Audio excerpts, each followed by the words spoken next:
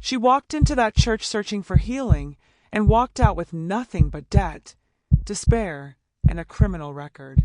This is the story of how one woman's faith in a pastor turned into the darkest betrayal she never saw coming, and the truth that finally brought a pulpit of lies crashing down. In the rural town of Edenridge, nestled deep within Georgia's rolling hills, people lived by faith. Church wasn't just a place, it was the center of life.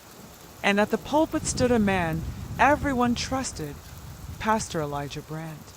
For single mother Vanessa Tillman, whose life had been a string of hardships, Pastor Brandt wasn't just a preacher, he was hope personified. But hope, when placed in the wrong hands, can become a weapon.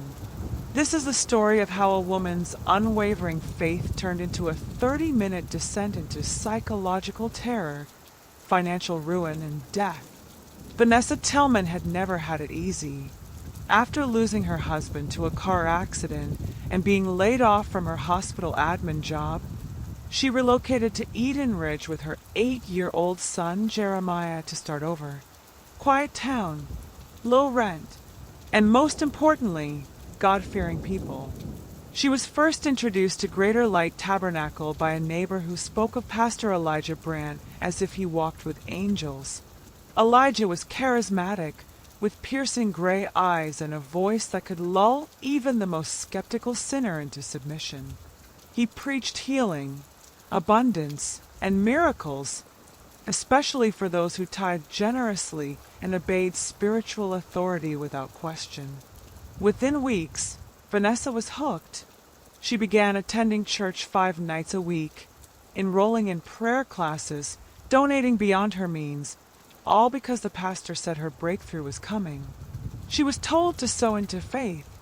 So she did rent money, child support checks, even her son's birthday savings. Brandt called her a chosen vessel. She called him her spiritual father.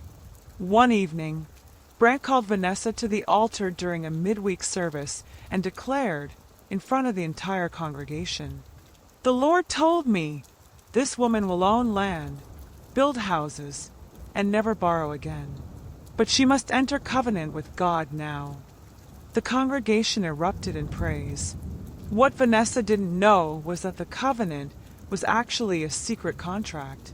Pastor Brandt had formed a nonprofit that allowed him to redirect church offerings into real estate investments, with members' names on paper, but none of the profits reaching them. He asked Vanessa to sign a spiritual agreement, a document she didn't fully understand. He said she would be part of a blessed women's cooperative buying land in God's name. She believed him. She signed. What she had really done was authorize her identity and credit score to be used for a fraudulent mortgage scheme. Vanessa's life started unraveling quickly. First, she received letters from a bank about a home loan she never took. Then came the late payment notices, court summonses, and debt collectors. Confused and terrified, she went to Pastor Brandt. He assured her, "This is spiritual warfare. The enemy is trying to discourage you from your blessing." He asked her not to speak to lawyers, to ignore the bank, and instead fast and pray with him at the church every night. He even gave her a small bottle of holy oil to anoint her mailbox and front door. She obeyed. Meanwhile, Brandt was siphoning money from multiple church members, using their identities for similar scams. Some he convinced to open businesses under his control. Others he emotionally manipulated into giving him access to inheritance, money, or retirement funds. Vanessa wasn't the only one, but she would be the one who cracked. A local reporter began investigating Greater Light Tabernacle after a whistleblower, an ex-choir director named Markey, leaked documents showing financial misappropriations. But before the story could run, Markey was found dead in a motel room outside Savannah, ruled an overdose. Many whispered that it wasn't suicide. Markey had just gotten sober. The reporter was spooked. The article was shelved. Vanessa, now with an arrest warrant for mortgage fraud, tried again to seek help from the pastor. This time, she found him in a locked back room of the church. shirtless, surrounded by burning candles and chanting women in red robes. He told her she lacked faith and had allowed a demon of betrayal to enter her spirit. Vanessa's mental health collapsed. She was arrested, spent 2 nights in jail, and lost custody of Jeremiah to the state. The same community that once called her blessed now whispered she was cursed. She tried to confront Brandt publicly, but he used the pulpit to paint her as possessed, warning the congregation of Jezebels sent to destroy the anointed. She was banned from the church. Out of desperation, Vanessa approached a legal aid office and told her story. At first, they didn't believe her. It sounded too far-fetched. But once they pulled her credit report and found 3 homes in her name she had never seen, and several other victims with identical stories, the pieces fell together. A lawsuit was filed. Investigators were sent in. The church refused access to records. Key witnesses recanted statements. Some victims even defended Pastor Brandt, saying Vanessa was a bitter woman trying to ruin a man of God. But the deeper investigators dug, the uglier it got. Brandt had stolen over $1.3 million from his congregation over 7 years. Several members were in bankruptcy.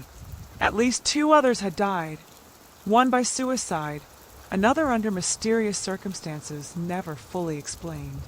Vanessa's taped testimonies, raw, emotional, sometimes incoherent, became the backbone of the federal case. She testified for 3 days in court.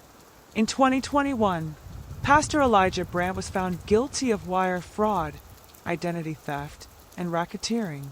He was sentenced to 38 years in federal prison. But the damage was already done. Jeremiah was adopted by a foster family. Vanessa was never able to fully clear her name or regain custody.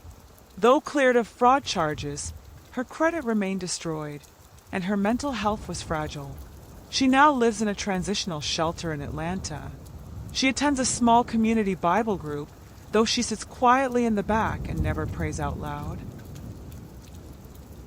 Vanessa once said to a journalist, "I didn't stop believing in God. I just stopped believing He lived in churches." Many from Eden Ridge still deny anything ever happened.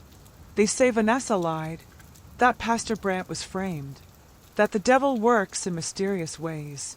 But for those who truly knew her, the truth is simpler. All she ever wanted was peace. What she got was a pulpit of pain.